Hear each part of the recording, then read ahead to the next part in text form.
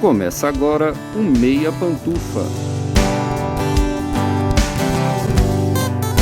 Bom dia, boa tarde, boa noite, boa madrugada, pessoal! Todo mundo com os fones de ouvido porque tá começando o seu Meia Pantufa. Toda terça às 5 da tarde no seu player favorito. Agora não é mais 5 da tarde, é 5 da tarde pra uns e 8 da noite pra outros, mas toda terça, por volta das 5 da tarde, horário de Brasília, no seu player favorito. Eu sou o Luiz Leão e tenho aqui comigo, como sempre, de volta hoje, o meu amigo Gustavo Azevedo. Bom dia, tarde, noite, madrugada, Gusta. E aí, assistidores e assistidoras de filmes e séries? É paradoxal, né? Falar como sempre e falar de volta, né? Então não é como sempre. De volta, enfim. como sempre, do futuro. Pra quem ainda não ouviu nosso episódio, de volta pro futuro. Tá tudo interligado. E também comigo, como sempre, do outro lado, meu amigo Lucas Abreu. Bom dia, tarde, noite, madrugada, Lucas. E aí, cinéfilos e cinéfilas do Meia Pantufa? Ainda que tenha sido um bom ano para novos artistas do mundo da música, alguns veteranos também estão se dando muito bem. Depois de um hiato de 233 anos, nossa máquina de sucessos favorita, Wolfgang Amadeus Mozart, lançou um novo single que tá hitando no TikTok. E a gente resolveu aproveitar essa nova descoberta para falar sobre Amadeus, um clássico do teatro adaptado para o cinema por Milos Forman, e que faz 40 anos em 2024. A gente tá cheio de aniversário, né, gente? Esse podcast aqui. O filme foi um estrondoso sucesso de público e crítica, vencendo inúmeros prêmios e reacendendo a fama do compositor austríaco no século XX. Mas por que Amadeus foi tão bem sucedido? O que transforma o filme nesse grande clássico do cinema? E o quanto de sua história é real? Antes de começar, você já está seguindo a gente no seu agregador favorito? Aproveita que ainda está começando e clica em seguir. É rapidinho e você se torna o primeiro a saber sempre que o Meia Pantufa tiver conteúdo novo. E tem outra coisa bem importante. Se o seu agregador de podcast tem um sistema de avaliação, dá uma notinha boa aí pro Meia Pantufa. Geralmente é o sistema de estrelas, fica logo no começo do seu feed. Basta clicar no podcast e avaliar. Quanto mais avaliações boas, mais os agregadores distribuem o Meia para as pessoas interessadas. Mas chega de enrolação e bora começar, porque hoje a gente vai falar de Amadeus, 40 anos, no Meia Opinião. Eu fui ouvir a música nova dele no YouTube, não sei se vocês viram isso. Não ouvi, não. Já teve gente que tocou?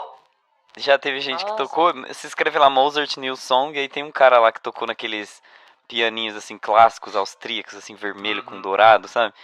E aí os comentários são muito bons, é tipo assim, todo mundo achando que o Mozart ia liberar uma ruim, mas ele tava cozinhando a música perfeita.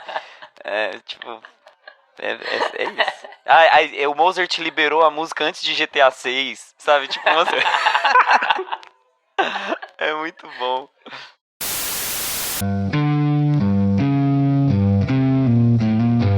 Meia Opinião.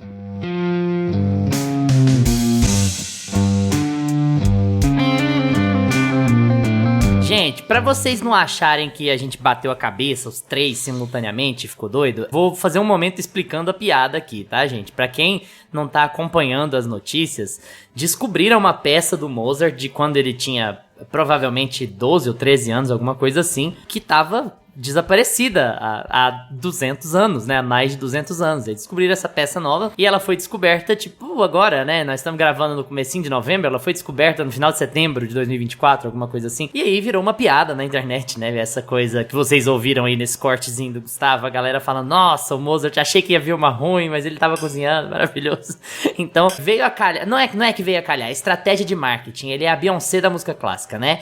Ele lançou no ano que Amadeus ia fazer 40 anos. É isso aí que vocês estão ouvindo. Bom, agora voltando ao nosso tópico, né? A gente resolveu falar de Amadeus porque Amadeus está fazendo 40 anos em 2024. O filme foi lançado nos Estados Unidos em setembro de 24. E ele é adaptado de uma peça do Peter Shaffer de 1979, que foi uma peça muito bem sucedida e que inspirou o Milos Forman a conduzir a história do filme, né? Tanto é que se você for assistir o filme se chama Peter Shaffer's Amadeus, né? Ele já tem o crédito de realmente adaptar a peça. E é isso que catapultou a carreira do Mozart. Não, isso catapultou o nome do Mozart no século XX, né? Trouxe um novo interesse ao Mozart. Não só ao Mozart, mas muito ao Salieri. Foi isso que foi muito interessante. Você vai procurar, o interesse ao Salieri aumentou demais depois do filme, porque ele realmente foi um cara que caiu no ostracismo, que as composições dele meio que desapareceram, não sobreviveram ao teste do tempo. Isso é uma clara inspiração pro filme, pra peça e depois pro filme, que assim, já avisando de cara pra quem já assistiu ou for assistir, é profundamente ficcional, gente. É uma baita de uma adaptação, tem muita coisa ali que não tem base em fato, que é uma ficcionalização pra criar conflito mesmo. Não se sabe muito daquelas coisas, as evidências históricas, inclusive, dizem o contrário, apontam mais pro contrário do que pro que aconteceu ali. Mas enfim, a gente conversa mais sobre isso dali pra frente. Mas aqui a gente acompanha o Salieri, que é um cara muito interessado em música, mas pouco talentoso. E a gente começa de forma que, analisando hoje em dia, ficou muito típica, né? É um veterano, um senhor que é cheio de arrependimentos do passado e que arranja um confessor pra contar a história dele, né? E é exatamente isso que acontece. O Salieri é descoberto, ele acabou de tentar se matar, e aí ele é internado num hospício, e vai um padre lá pra pegar a confissão dele, e ele começa a contar a história dele com o Mozart, porque o Salieri é um compositor esforçado, um cara que sempre sonhou em ser músico, em ser compositor, em louvar a Deus através da música. O pai dele nunca quis isso, o pai dele queria forçar ele a trabalhar com negócio, no comércio. Ele vem de uma cidade pequena, mas aí, as palavras dele, não minhas, aí aconteceu um milagre, o pai dele morreu engasgado, e ele pôde seguir na carreira musical.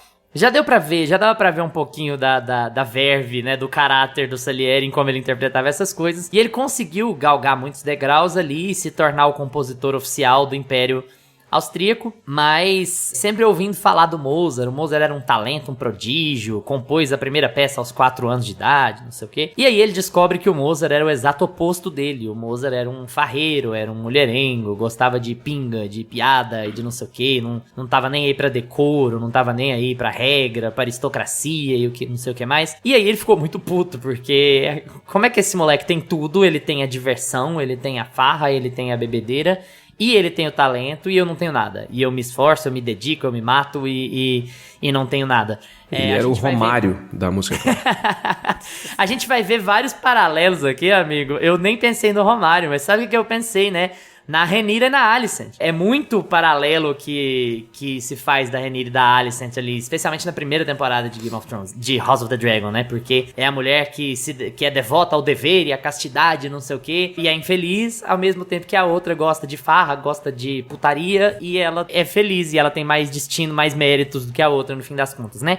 Então é uma história tale as old as time, é uma história, assim, já foi contada e recontada em termos de estrutura, mas a gente acompanha a vida do Mozart e a relação dele com Salieri, que tá tentando minar o Mozart por inveja. É basicamente isso. Deu pra resumir as 3 horas do filme, né? Então, já tô falando pra caramba, eu já vou passar primeiro, como sempre, pro meu amigo Gustavo Azevedo. Gusta, e aí? O quarentão Amadeus, indicado a 11 Oscars, vencedor de 8. Por quê? Fala do filme. Que bom que a gente reviveu esse filme aqui. Eu nunca tinha assistido, gente. Achei ele, assim, um filme excelente mesmo, com todos os méritos. E é engraçado porque você acha que você vai entrar no filme pela ótica do Mozart, mas justamente o filme é muito do Salieri. É um pouco da visão que o Salieri tem sobre o Mozart, né? E aí você vai descobrindo muito sobre a vida dos dois em contradição, né? Uma ambivalência sempre entre as duas personalidades. E eu acho muito legal como ele se posiciona como um filme meio de comédia, né? Essa comédia meio teatral desde o começo, porque o Salieri, ele era um viciado em doces. Então, assim, realidade à parte, mas acho que a gente pode primeiro focar na estrutura do filme e como o filme se apresenta pra gente, né? Porque como existem várias inconsistências históricas, eu vou me ater aqui ao que acontece no filme mesmo, pra gente não ficar metido em comparação o tempo inteiro. Mas é muito legal, porque ele já coloca o personagem principal, o nosso vilão, como um adicto, assim, como um cara que já é falho, já é cinzento por natureza, tipo, ele não é perfeito, ele tá morrendo pela boca, né? Tá, tipo, ele tá lá tentando se matar no começo do filme e os servos lá, o povo tá tentando pegar ele pelo doce. Ai, temos aqui Maria Moles e docinhos de açúcar caramelizado. Eu sei que você tá triste, mas tá muito gostoso, vem cá comer, sabe? Já é muito engraçado desde o começo, assim. E aí, eu acho que isso é o que segura muito as 3 horas do filme, porque por trás, né, por trás desse tema principal de ambivalência, da sombra e da luz, do pai e do filho, do bem e do mal, de todo esse tema que é o maior tema do filme, tem muito gracejo. O filme ele é muito integrado com a música, ele é muito poético, né? Assim, eu acho que ele tem um tom de leveza que acaba trazendo facilidade pra gente assimilar os grandes temas. Por que eu falo isso? Porque eu falo que no fim das contas, o Amadeus é sobre uma história, é uma tragédia, né? Dessas bem clássicas, em que o personagem principal, ele tá no fim da vida, com todas as lamúrias de raiva, inveja, culpa, nervosismo, enfim, ele não se resolveu na vida, ele é um velho morrendo amargurado, e a gente vai ter que acompanhar o porquê ele tá morrendo dessa forma, o que aconteceu que levou esse sentimento pra ele. Então, no fundo, o tema é bem pesado, você vai passando por experiências de personagens que são muito tristes no fim das contas, sabe? O filme vai endurecendo, né? O filme vai endurecendo. Exato, então é muito bom você ter essa camada de leveza, essa camada de poesia no filme, porque ela acaba te dando uma espécie de satisfação, assim. Ah, eu não tô assistindo só um dramalhão. Tanto é que, assim, você se emociona no filme, mas ele não é aquele filme que te arranca muitas lágrimas, não é aquele filme que fica melodramático por muito e muito tempo. Ele consegue ter um equilíbrio muito bom ao longo das 3 horas. E eu acho que, assim, no fim das contas, no fundo, ele tá querendo mostrar esse grande tema, esse macro tema de por que a gente vai ficar com uma figura de representação oposta à nossa, né? Por que você vai precisar sempre criar uma antítese de você mesmo para poder se relacionar com o mundo? Então, pro Mozart é o pai, pro Salieri é o Mozart, pro imperador é a cultura do povo, né? Então, porque o imperador, ele tem a cultura do império, ele é chique, ele tem os trejeitos, etc., mas ele não consegue acessar o que o povo acessa, então ele tem essa vontade. O Mozart, ele não consegue acessar o que o pai dele quer pra ele, e então ele vai nas ruas procurar. O Salieri também é a mesma coisa, ele não consegue acessar o talento divino, verdadeiro, né? Então, o Mozart que tem isso. Então, é sempre esse perigo, esse flerte com a antítese, com a contraposição, assim, Então, o filme, ele tem esse tema marcante, assim, durante todo o filme você vai sentindo ele. Mas aí ele vai te aliviando com várias piadinhas, a risadinha do Mozart. Sério, Nossa. Pra mim, não tem o que te quebra mais do que aquela risadinha. Tipo assim, você tá num ambiente super tenso, o imperador acabou de falar um negócio assim que pode cortar a cabeça dele, aí ele... aquela risadinha dele. E assim, é um filme gostoso. São 3 horas que eu jurava que ia ser pra mim um martírio, assim, passar, mas passou voando, assim. São 3 horas muito prazerosas. Eu adorei esse filme real, eu não tinha visto ele antes. Tô apaixonado. E assim, a gente passa... Eu tento tanto fazer essa política de que... Aqui dentro, principalmente, né? Porque tem muita gente que ouve a gente e... ouve pra ver o filme depois, sabe? Então eu tento sempre manter essa política de, gente, duração é o de menos, sabe? Sim. Pô, duração não vai definir se o filme é bom ou não. E continuo concordando com isso. Mas com a nossa rotina, a gente tende a, tipo assim, 3 horas, eu vou ter que tirar 3 horas aqui no meio da semana pra ir ver o filme e tal, vai ser complicado. Sim. Mas é impressionante, eu já tinha visto antes, fui rever agora, né? Como passa voando.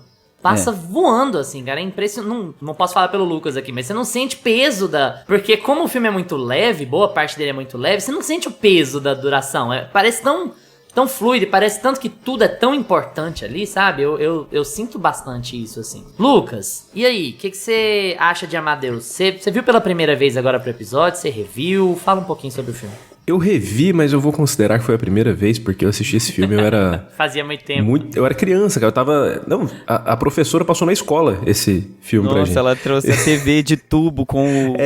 exatamente, trazendo um carrinho, assim. Um carrinho. E na hora da nudez... Era DVD já, não era VHS. Ela parou na frente, ficou na frente da TV e falou... Não, cara, eu não lembro, eu lembro de era trechos, assim. A versão que saiu não tinha a cena de nudez. É só na do diretor. Certo, né? A versão de DVD não tinha a menina. Eu não sei quais são os cortes da versão. É isso, aquela cena da menina que ela fica nua lá e vai dar em cima do Salieri, não tem na versão. Eu não lembro se era professor de artes ou de história, mas enfim. Apesar de adorar o filme agora, eu acho que ela fez isso na hora errada. E a mesma coisa você pôr a gente com 10 anos pra ler Machado de Assis. Você não vai gostar, cara. Deixa quando tiver mais velho. A minha professora de artes, amigo, colocou Paixão de Cristo do Mel Gibson. A gente tinha, 11... Um filme leve. Teve gente que passou mal na sala. Teve que bater. Aquelas histórias, criança sai no meio da aula. Sério? Ai. Enfim. Então, assim, eu tinha essa vaga lembrança aí de alguns trechos do filme, de já ter visto, mas não lembrava nada, assim, a história, não lembrava que o filme era contado através da ótica do Salieri. E aí, a gente, né, discutindo aqui pra vir trazer o filme, e eu tava vendo, por ser aniversário do filme, por ter saído, por o Mozart voltar a virar assunto, né, na internet, comecei a ver muitos críticos falando de novo do filme e fui assistir. Cara, e realmente, eu tava igual o Augusto quando eu fui assistir. Falei, 3 horas, cara, música clássica, nossa, esse negócio, será que é bom assim mesmo? Vai ser meio longo, arrastado. Cara, você não vê passar. E eu acho que eles tomam a melhor decisão possível nesse filme, que é ficcionalizar ele ao máximo e contar da ótica justamente do inimigo, né? Então é uma cinebiografia que eles não ficam ali, porque Mozart nasceu aqui, isso aqui aconteceu, e não mostra aquela coisa muito dramatizada. Então, cara, o filme é muito mais sobre a rivalidade dos dois. O Mozart vai aparecer lá na frente. Então, assim, a gente tá vendo quem é o Mozart através da ótica do Salieri e acompanhando mais do que qualquer outra coisa, a rivalidade dos dois, né? E muito uma rivalidade que parte do Salieri, porque o Mozart tava cagando, né? Pelo menos aqui, tudo que eu vou falar aqui é baseado no filme, viu, gente? Não sei realmente se aconteceu. O Mozart não aconteceu, achava que ele tinha rival, né? Ele era tão metido, que tipo assim, não é rival. E cara, não, ninguém tá à minha altura, né? Cara, então eu acho que esse é o maior acerto do filme. O Gusta falou muito sobre essa antítese que o filme traz, né? E o assunto principal do filme é esse, né?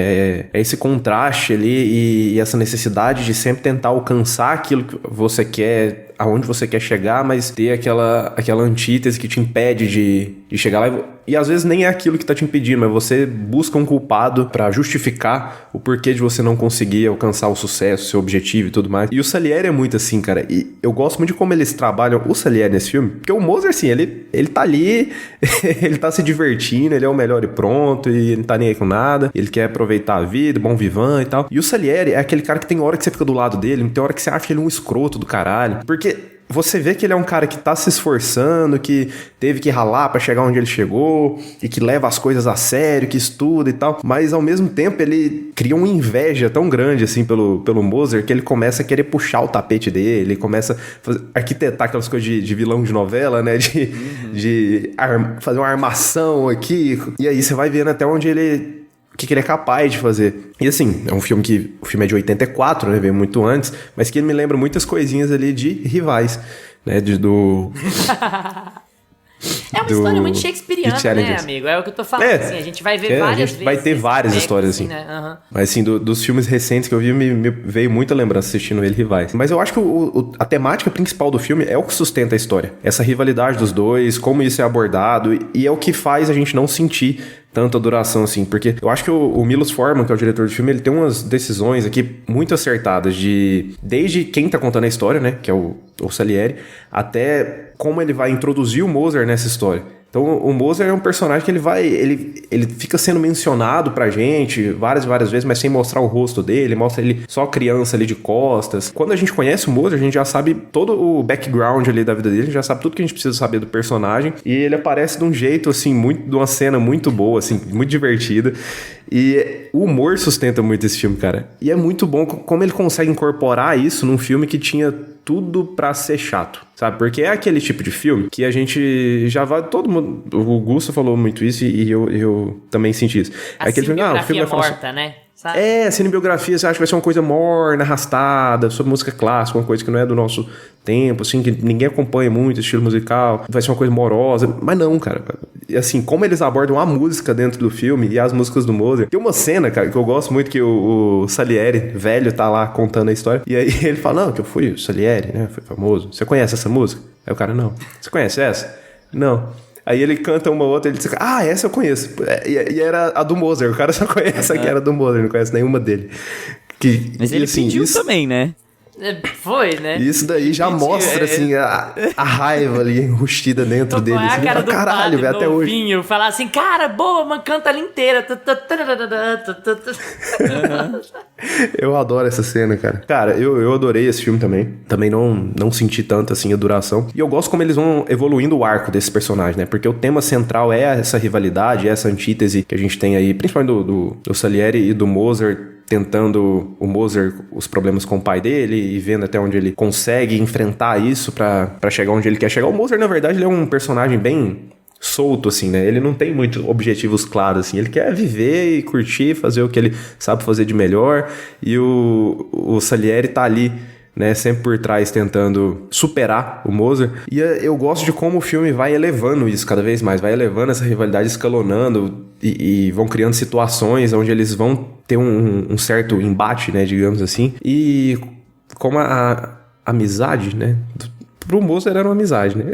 Como a amizade dos dois termina ali no filme, cara, eu acho genial como a relação dos dois é tratada e vai sendo escalonada em situações que não parecem situações armadas. A gente vai vendo que o Salieri vai armando algumas coisas, mas tudo vai acontecendo com uma naturalidade muito grande, que a gente vai falando, não, cara, não vai ali, não faz isso. O filme vai te levando até essa torcida e vai te deixando cada vez mais curioso pra ver até onde o Salieri é capaz de chegar, né, pra fazer o que ele precisa fazer. E, cara, realmente, eu acho que esse filme, 3 horas... passou voando, assim. Adorei o filme, não tenho muito a criticar dele. Eu gosto...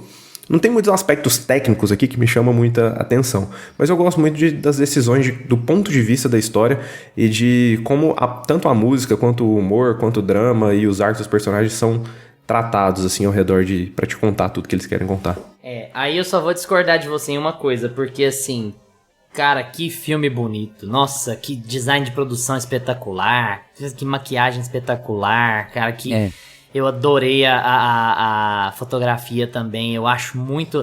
eu tava comentando com a minha esposa enquanto a gente tava assistindo. Tava falando assim, esse filme parece ser mais moderno do que ele é. Esse filme tem cara de ser dos anos 90 e não dos anos 80, quando você tá assistindo ele assim, sabe? Ele tem uma estética muito diferente do padrão da década, assim.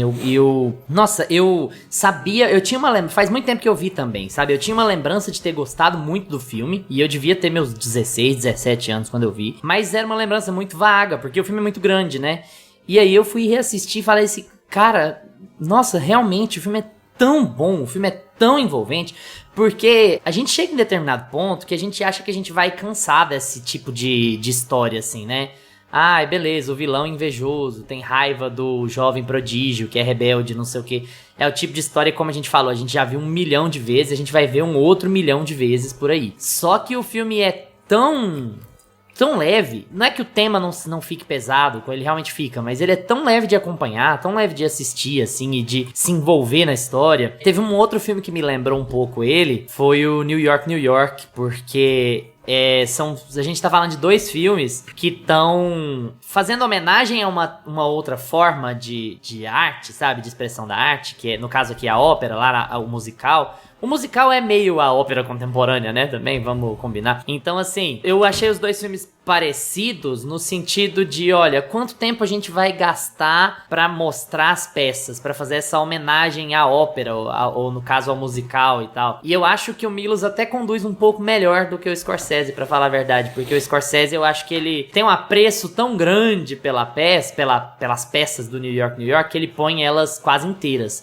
E o Milos não faz muito isso, ele dá uma condução legal, elas são longas, ele mostra bastante coisa, mas ela tem um tom mais casado com o filme, entende? Mais entremeado na história do filme, porque é meio mais importante você entender ali o que aquela ópera tá dizendo, porque ela vai funcionar muito com o tema da história, mas não ao ponto de o filme virar a ópera, como em New York, New York, às vezes o filme vira a peça. Sabe? 3 horas de jazz ou 3 horas de música clássica? Nossa, Difícil. Os 2 são difíceis. eu concordo assim 100%, 102%, porque é onde a trama tá centrada. Se você tá mostrando uma ópera mais clássica, que não tem balé e que tá focado no lírico e no canto e não sei o que lá, o que isso tá dizendo pro personagem e como ele vai se relacionar com os outros personagens que estão ali dentro daquela ópera. Então ele foca muito nisso, tipo, a gente tá tendo uma ópera que é mais clássica, é mais conservadora, que foi pedido por um italiano que trabalha no Império. Então você tem os personagens interagindo com essa ópera que é mais clássica. Se você tem uma que é mais libertária, que tem mais putaria, que tem mais não sei o que lá, você tem as pessoas conversando em volta sobre isso. Não é tipo, vamos parar pra assistir, né? Então faz todo sentido dentro da trama. Por isso que o filme passa tão rápido, que ele é divertido.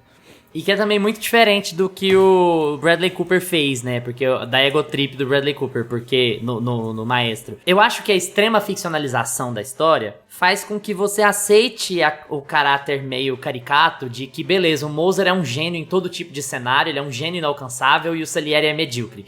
E você abraça isso sem ter que ficar refletindo muito sobre isso, né? Sobre as impossibilidades. O cara não erra nas partituras. O cara sabe todas as músicas do planeta de cor. Não precisava necessariamente ser assim pro Mozart ser um gênio, mas como o filme tem esse caráter tragicômico, você meio que abraça, beleza, o Mozart é absolutamente extraordinário, não tem paralelo em volta dele, e o Salieri é um grande invejoso. E aí você consegue absorver a história muito bem nisso, porque são sentimentos com os quais você consegue se identificar, né? Você vê isso o tempo inteiro na sociedade, o cara se mata de trabalhar, mas ele não tem um talento nato. E você tem isso em tudo quanto é aspecto. Você vai Messi e Cristiano Ronaldo. Você vai ter isso, músico tal e músico tal, sabe?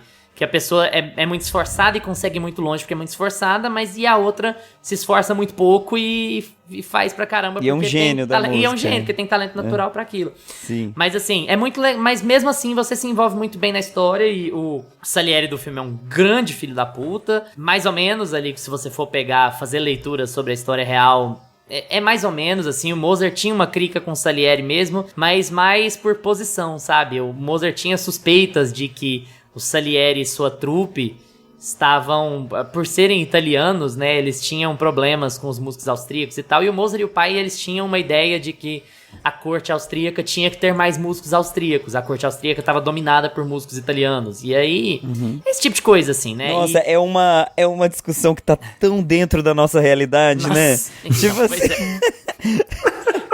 O dia que esse episódio sai, tem eleição nos Estados Unidos, gente. Mas enfim. Exatamente. E aí, você tem esse tipo de picuinha, esse tipo de coisa. Mas o que acontece com o Salieri, que é muito interessante ali, é que toda a história dessa peça, ela é meio que baseada num boato, sabe? Alguns anos depois que o Mozart morreu, surgiu esse boato de que o Salieri tinha envenenado ele. E esse boato prejudicou muito o Salieri. O Salieri parou de escrever por muitos anos por causa disso e tal, porque...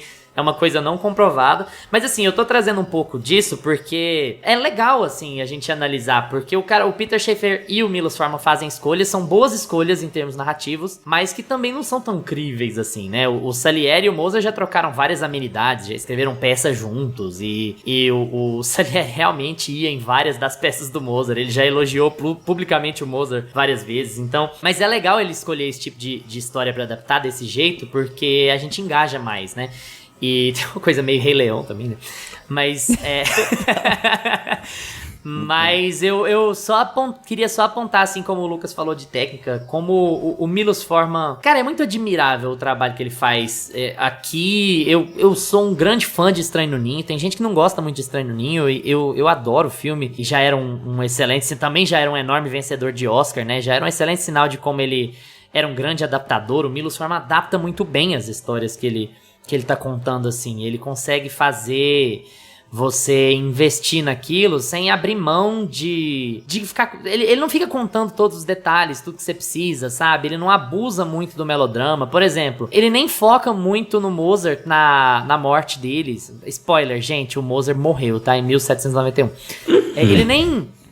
Ele nem foca muito no rosto do Mozart, nas expressões do Mozart na hora que ele morre, sabe? Ele foca mais na situação, assim. É uma coisa tão...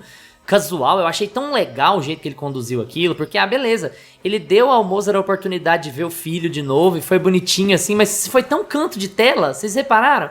Aí ele dá uma risadinha porque ele vê o filho de novo, aí a câmera já foca no outro dilema, o Salieri com a Constância. E aí, quando você olha de novo, opa, pera, morreu e tal.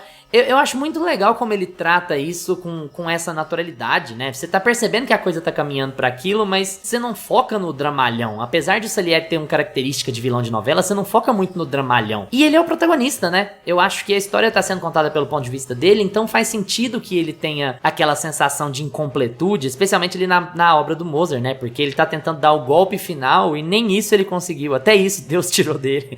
Então, assim, é o cúmulo da amargura que ele vai passar. E eu acho que o Milos conduz isso de forma impressionante, assim. E a criação de universo é muito boa. Eu já falei aqui, mas queria falar de novo sobre a maquiagem, sobre figurino, sobre design de produção, sabe? Gente, eu acho inacreditável, assim. Eu acho que o filme tem muito cara de ser mais novo do que ele é. Só pra listar aqui rapidinho, o filme ganhou o melhor filme. Ele ganhou melhor ator, o F. Murray Abraham, que é o Salieri, né? Tudo no Oscar, você tá falando. Tudo no Oscar, né? O Tom Hulce, que é o Moser, não ganhou porque ele tava concorrendo também como melhor ator, tava concorrendo com o Murray Abraham. O filme ganhou melhor diretor, ganhou melhor roteiro adaptado, ganhou melhor direção de arte, ganhou melhor figurino, ganhou melhor som, haha, não diga, e ganhou melhor maquiagem.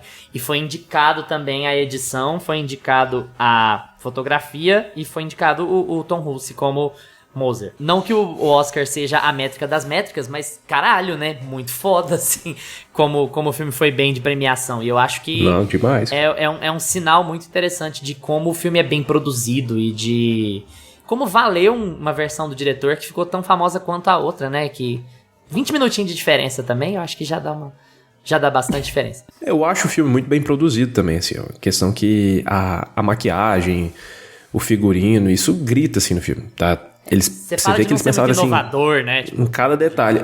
O que eu falo, assim, em características técnicas é que não é um filme que me chama tanta atenção. A fotografia não me chama tanta atenção, assim. Mas eu gosto muito de como, da criação de mundo, como você falou. De como tudo é pensado ali em cada detalhe.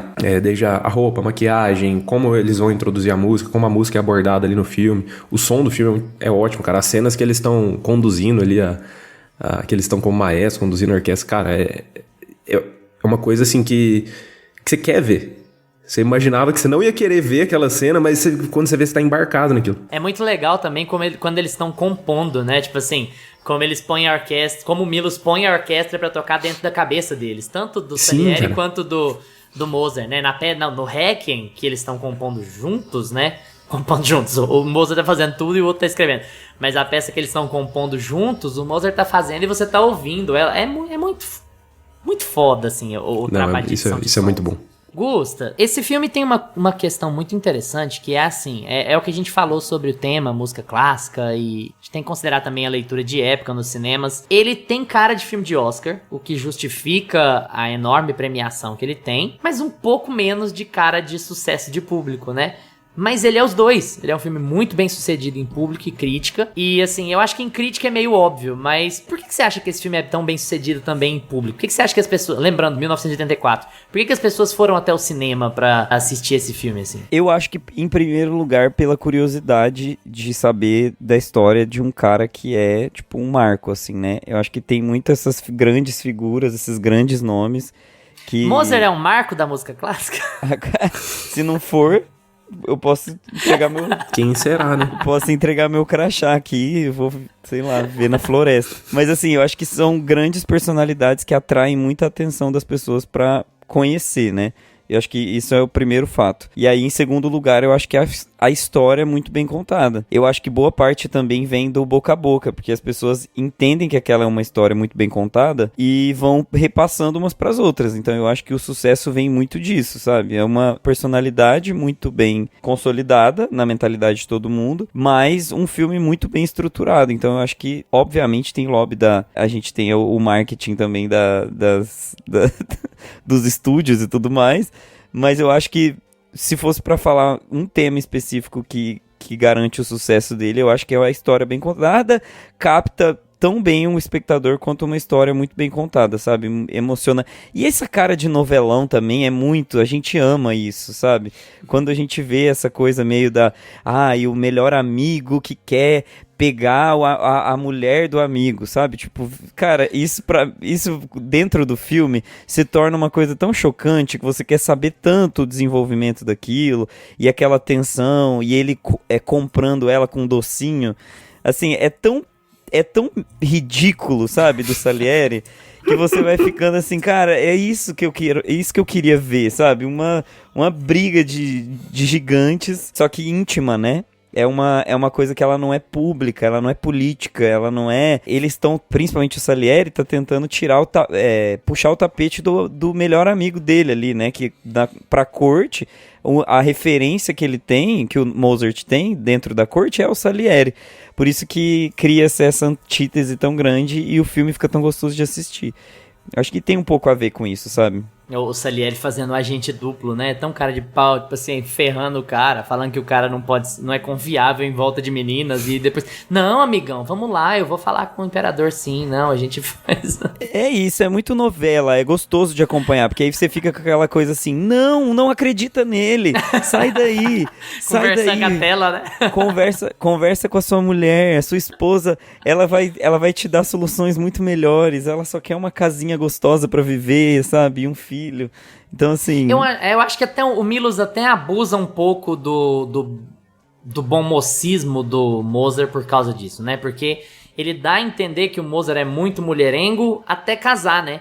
Depois que ele casa, não, você não vê ele mais andando com mulher, só em grupões, né? Você não vê ele mais mulherengo, não sei o quê.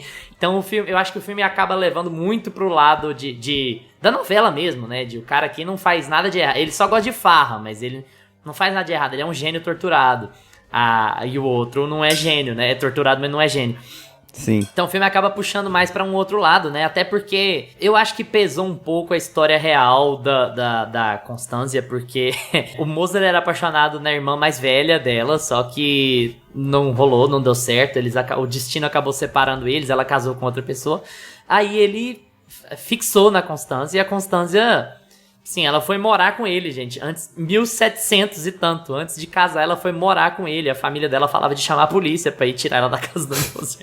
Então, assim, ela era um personagem... Eles tinham uma relação... Ela era rebelde como ele, né? O filme trata um pouco mais... Ela era quem controlava as coisas. Era pé no chão. Era quem era preocupada com dinheiro. E, assim, o filme até acaba levando pra esse lado pra gente gostar mais da Constanza, né?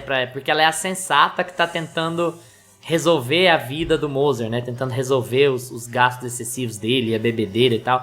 E a gente acaba gostando muito dela na duração do filme, né? Ela vira uma pessoa admirável, porque ela tá fazendo o possível pra lidar com a família e ela é humilhada de ambos os lados, né? Ela é completamente humilhada pelo Salieri e depois o Mozart... meio que deixa ela de lado, né, até que... Mas assim, é muito legal também, e aí eu acho que é uma questão de adaptação pros novos tempos, né. Eu acho que a saída dela de casa é uma coisa muito moderninha, mas que casa com o contexto do filme muito bem, assim, sabe? Ela, chega, não tô aguentando isso aqui não, você tá ferrando todo mundo e tal. E você pensar isso, a possibilidade disso acontecer com essa facilidade no final do século XVIII não era tão grande, mas... Tudo isso pra dizer que mesmo dentro de um papel reduzido, eu gosto do trato que ele dá pra Constanze também, sabe? Eu acho legal, assim, o personagem dela dentro do contexto da história. Cara, eu gosto muito também porque, como você falou, apesar de ser um arco reduzido, é um arco que favorece muito a história. Então, por exemplo, a gente tá vendo a história sendo contada do ponto de vista do que deveria ser o vilão, que é o Salieri. Mas, ao mesmo tempo, a gente consegue entender ali a raiva que a vida vai levando ele a sentir, mas não consegue concordar com os meios dele. E o Mozart, era muito fácil, se a gente não tivesse um outro contraponto, era muito fácil a gente sempre ficar do lado do Mozart, mas o filme tenta todo o tempo, e com o arco da Constância, trazer isso pra gente, não trazer uma visão muito maniqueísta, né? Então, o Mozart o Mozart é o estereótipo do carioca, mano. Tipo, ele tá... É mesmo. Realmente, ele tá nem aí com nada, mano. Se tivesse praia lá, meu amigo, era o Rio de Janeiro. Exato. Eu amei. Por que eu concordo tanto? É o carioca boêmio, ele quer fazer a música dele e deixar torar e viver a vida, um bom vivan, boêmio, aquela coisa toda. Então, o arco dela traz esse contraponto pra gente. Pô, o Mozart também não é esse santo aí não, ele tem o talento dele, mas o que ele tá fazendo com esse talento? O que ele tá fazendo com a família dele, com a mulher que ele levou pra morar com ele? E aí vai dando a gente alguns motivos ali pra pô, Mozart, aí também não, né, cara? Tô do seu lado aqui defendendo você do Salieri e você me arma uma dessa. Então o filme, ele vai... Eu gosto muito como o Milos Forman faz isso, né? De, apesar do arco dela ser pequeno, de trazer ele pra incorporar e dar um outro... E mostrar um outro lado do Mozart pra gente ali como pessoa e não só como músico, porque tudo que a gente vai descobrindo do Mozart é o que a gente vai vendo ele lidando com a esposa, na casa, de como ele vai levando a vida ali, quando ele não tá ali se apresentando, né? Então ela que traz essa visão pra gente. Eu acho que todos os personagens principais, assim, eles são muito bem montados na trama, porque funciona como uma engrenagem de puxa e estica, assim, sabe? Eles aparecem no momento certo, a Constância, ela aparece no momento certo, pra poder mostrar que o Mozart, ele não ia viver aquela vida pra sempre, né? Ele não ia viver uma vida de boêmio, solteirão, e enfim, ele sempre teve esse sonho. Desde o começo, o filme começa com os dois juntos ali, né, se perseguindo e tal. Então você vê que ele é mulherengo, mas ao mesmo tempo ele tá destinado a ficar com a Constância, ele tem que ficar com ela, né? Então o filme já, desde as primeiras cenas, ele já vai colocando a personagem da Constância como um fator extremamente importante pra trama. Então sempre quando aparece um personagem, a trama volta muito pra aquele personagem, e aí você consegue entender absolutamente todas as áreas cinzentas que estão dentro daquele personagem, né? A mãe, mostrar a família da Constância é muito importante, porque cria já essa causalidade, né, da menina que está sendo super protegida, mas ao mesmo tempo também quer que a família quer que ela tenha um grande futuro, só que será que esse grande futuro vai ser com o Mozart? Então são preocupações... E a sogra que quando ela tá vendo ele ser aplaudido e conversar com o imperador, ela joga a menina pra cima dele, e aí depois quando a filha dela tá na merda, ela fala, eu nunca quis que ela casasse com você. Sim, sim. É aquela coisa assim, né, tipo... Sim, velho. Memória seletiva. Foi decisão dela, agora eu tô tirando ela daqui. Exato. E também tem toda a relação do Mozart com as óperas, né? Que eu acho muito legal, que eles incluem também as óperas quase como se fossem personagens, porque elas mudam o tema do filme, elas vão mudando a identificação que a gente tem com a história, porque se você tem, em um primeiro momento, momentos de apresentação dentro da corte, você tem um status de filme, você tem um modus operandi, você tem toda uma cordialidade que você precisa ter com as pessoas que estão ali. Se você está dentro de uma ópera maior e que está todo mundo assistindo e que tem populares assistindo, você já tem uma outra impressão de quem é o Mozart. Então tem outras pessoas olhando para ele. E aí quando você tá lá na ópera popular, ela também se torna um outro personagem. Ela é meio que na verdade ela não é um personagem, né? Não é tipo uma vibe curtiço, assim. É uma vibe mais tipo de contextualização para como os personagens vão se interagir. E por fim, a própria casa do Mozart também, que se torna na minha opinião, um dos grandes calabouços do filme, assim, né?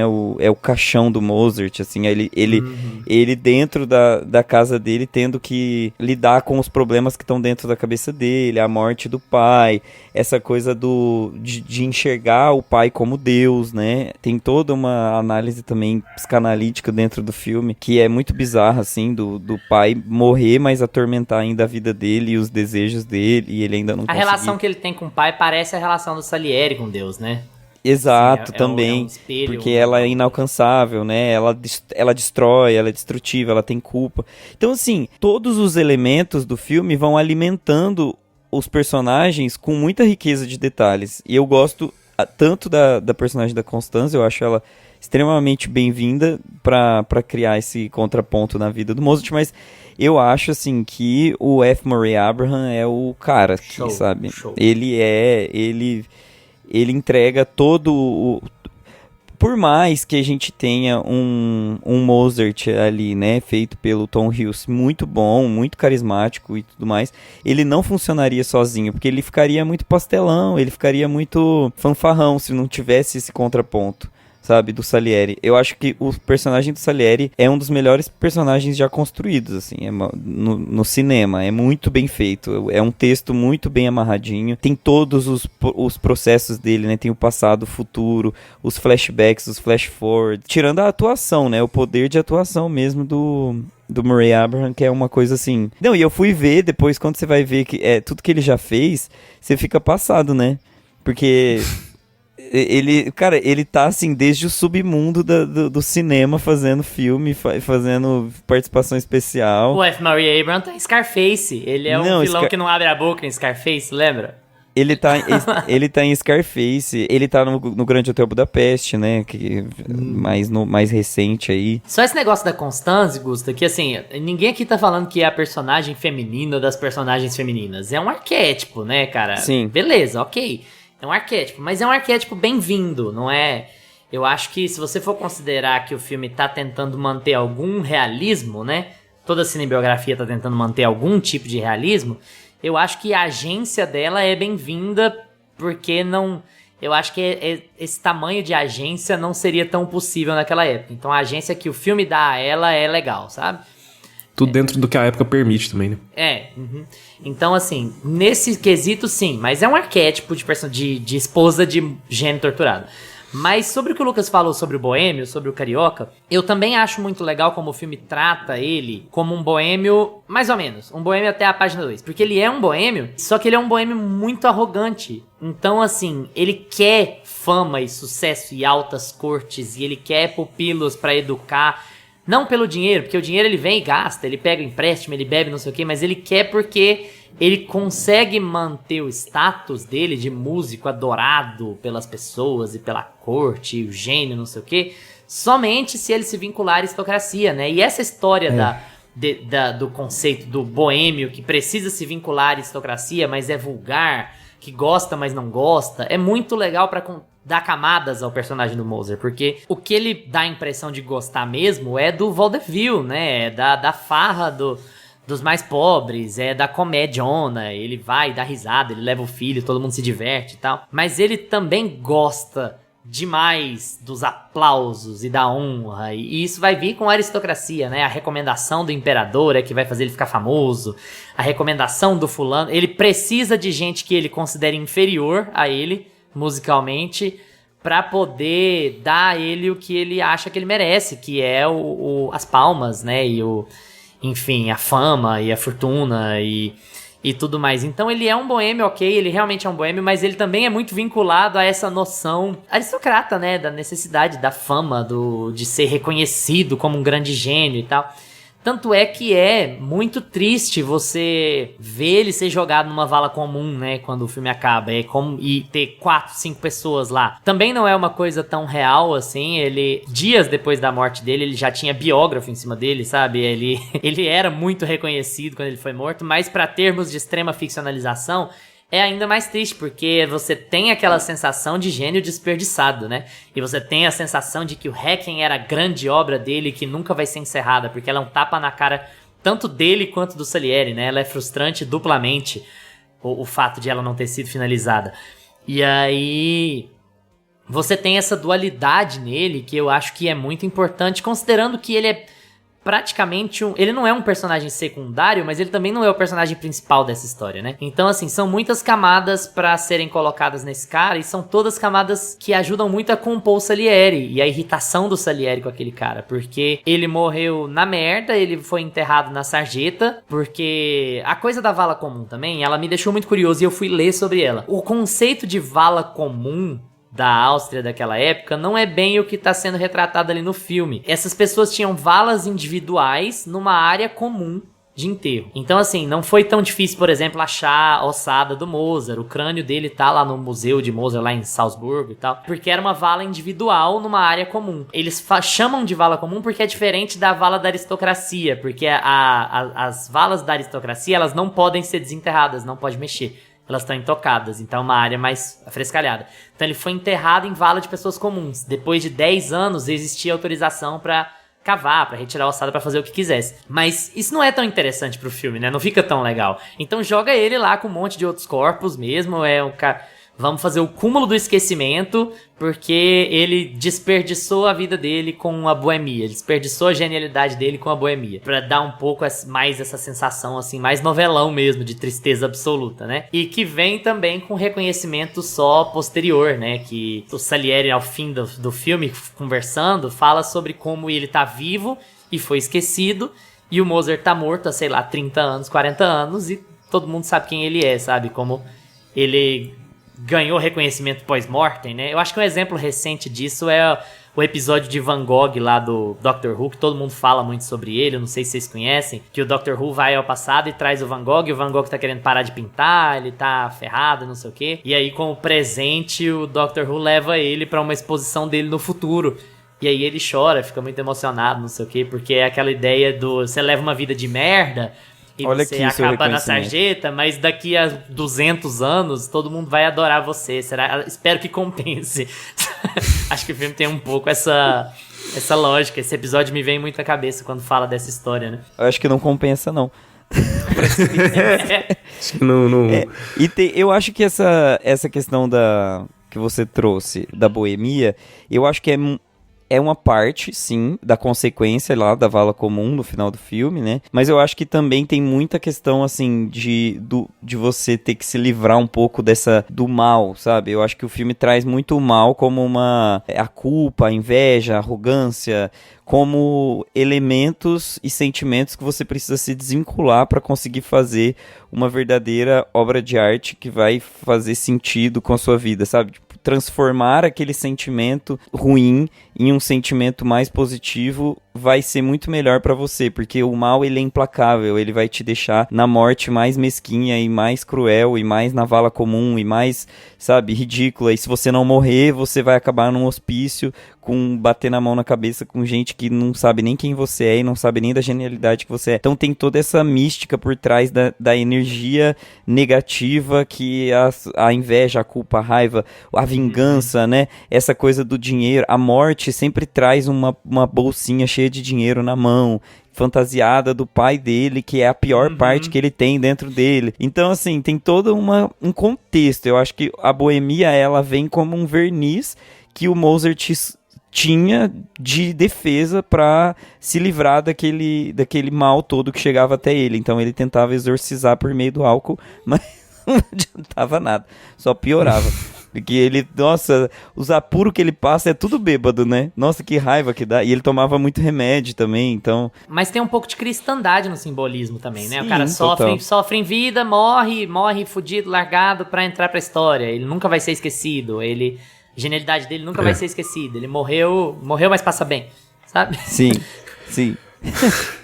Não, e sobre esse paralelo com o pai dele, a gente tem até a cena que é a cena emblemática, assim, do filme, né? Que é até a capa do pôster. Que essa cena, assim, é um momento onde a fotografia me chama muita atenção e é até engraçado, que é um filme onde a gente tem toda essa composição de cenários, a gente tem todas essas óperas acontecendo e a cena que ficou gravada na minha cabeça é uma cena do pai dele chegando na escada. Porque, cara, eu gosto muito daquela, assim, como o pai dele é apresentado e como aquela cena fala muito, assim, através só da chegada do pai dele, através só de como o pai dele é filmado, assim, desde as roupas que ele tá, ele levanta os braços, assim, e aí você entende tudo, assim, da relação de temor ali que o Mozart tem com o pai e pra mim é genial. É tipo o Nosferatu chegando, né? Nossa. Chegou assim, ó. A morte do sétimo selo também, né, gente, do Bergman, tipo assim, é uma morte muito presente e tal, você tem, até a capa. Tudo bem que a morte do sétimo selo, ela tem a cara toda branca e tal, né? Não é coberta. Mas a coisa de abrir a capa e de ficar aquela presença que anda por aí, toda de preto, no meio da neve e tal, eu acho... É muito referência ali também, né?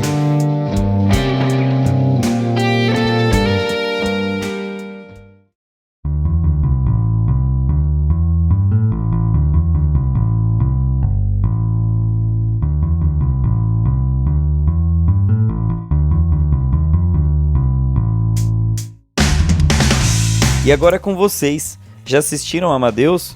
Gostaram? Não assistiram, mas ficaram interessados. Vamos estender essa conversa no Instagram, @meiapantufa, ou no Twitter também, que a gente responde tudo que aparece por lá. Valeu pela atenção de vocês. Tchau, Gusta. Tchau.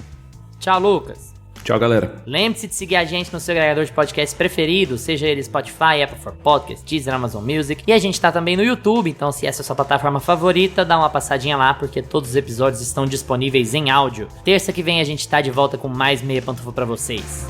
Tchau!